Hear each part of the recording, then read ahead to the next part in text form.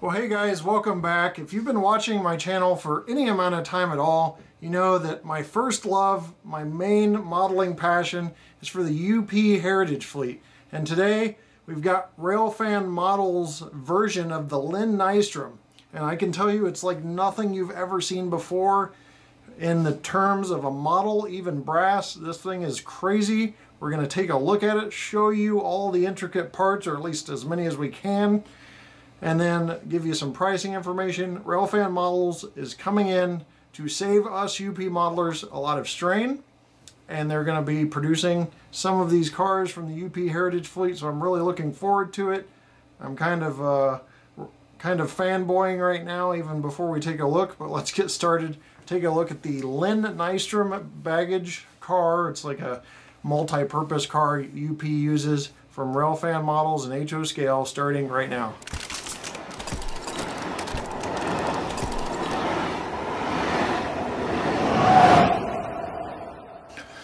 Alright, just because I usually do show you guys, I didn't on one of the videos with Railfanmodel stuff. Here's the box you get. It's got foam inside, so the models are well protected and shipped to you.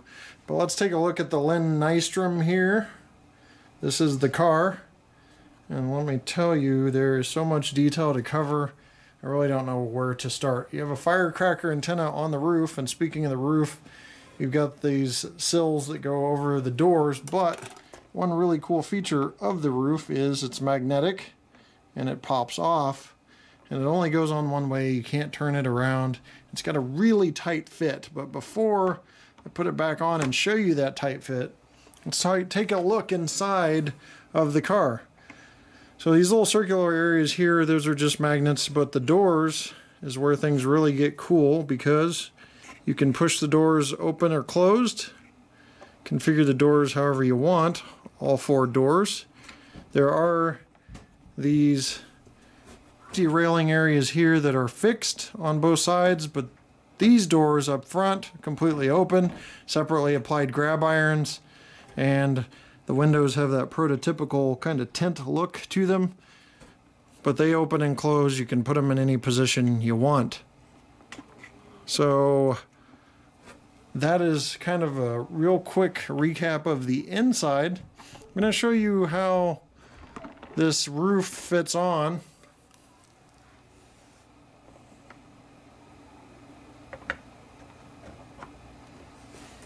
So you have to put it on from that angle I just did, but you can see how tightly it fits and how there's no gap. So nice snug fit, you don't have a gap there on the roof. Now let's talk about some car ends real quick. You have a tubular diaphragm, which is nice because a lot of the cars out there have that flat diaphragm like Walters. This is accurate for the real thing. Brake wheel, and then all of that HEP connections, airline hose on the end, KD couplers. These are medium shank couplers. Grab irons on the end as well. And you've got the car number decal. On fully assembled, decal will already be on there. So that's a quick look at the end, but there's a lot more detail than meets the eye on this car. And most of that is just really hard to see because it's so small, 1/87th. You can see the door knob there and the door detail on the end. Up here you have lifting lugs, so if the car needs to be picked up for any reason. And then you see some other conduit and other items on that door end. So you see all the head and power connections, airline, and the coupler cut bar, again KD coupler on the end, little crew step ladder there, and separately applied grabs on the end as well. Really good angle right now for you to see the rivet detail that runs all the way along the bottom edge of the car, right below the red stripe.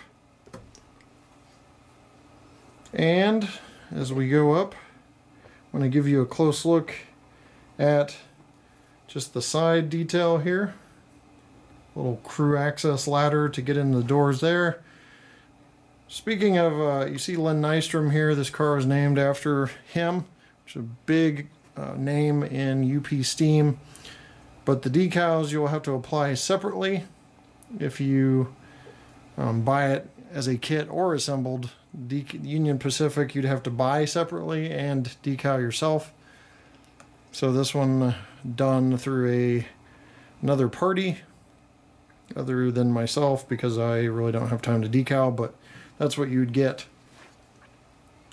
You can just see from this side the truck detail, which we can kind of skip to that a little bit, but a lot of it's kind of hidden under. So you can see the actual speed sensor, and it's kind of its own anti-lock brake system because you don't want to get flat spots on the wheels from passenger cars especially. But a lot of this is going on, a lot of what's going on with these trucks is going on under the trucks. These are the only accurate trucks produced anywhere that you can buy, you know, without you building one yourself. But under the car is where everything's really going on, so we'll take a look there. Alright, now talking about trucks, the first thing you'll probably notice on these trucks is the fact that you have rotors and calipers. There's rotor slots that you can clearly see on these rotors all the way around. The calipers are separate from the rotor, so they spin freely, and it keeps this car free rolling. As you can see, this truck turns like nothing else in the industry. There's nothing keeping this truck from turning almost completely around and doing an exorcist where it turns all the way around 360 degrees. But in general, the truck is not what's going to limit your radius. It's going to be the coupler, and like I said, these are medium shank couplers. So as it sits with a medium shank, you're probably at about a 28-inch radius. You want to go to a smaller radius, you'll want a long shank coupler, which if you contact Railfanmodels, they can include those in the kit or the built-up version of this, depending on if you want medium or long shank. Now we're looking at the truck bolster, which is right here. There is a brace on each side of the truck bolster. So it has also the correct wheelbase, which is the only trucks on the market that have that correct wheelbase. So all that detail is correct on this truck.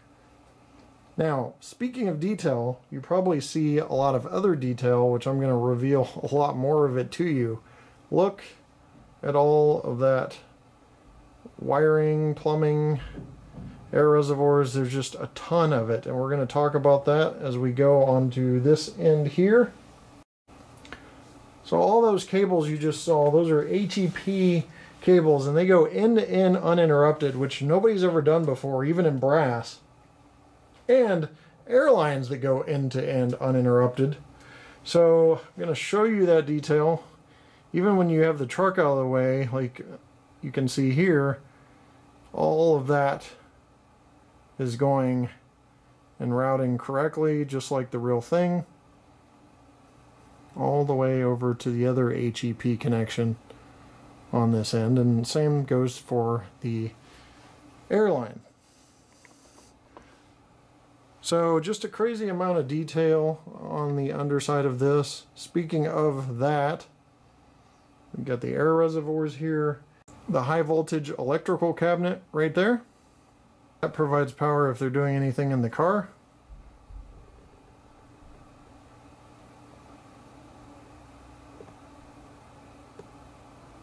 And we're still not done with this underbody detail as we move to another angle.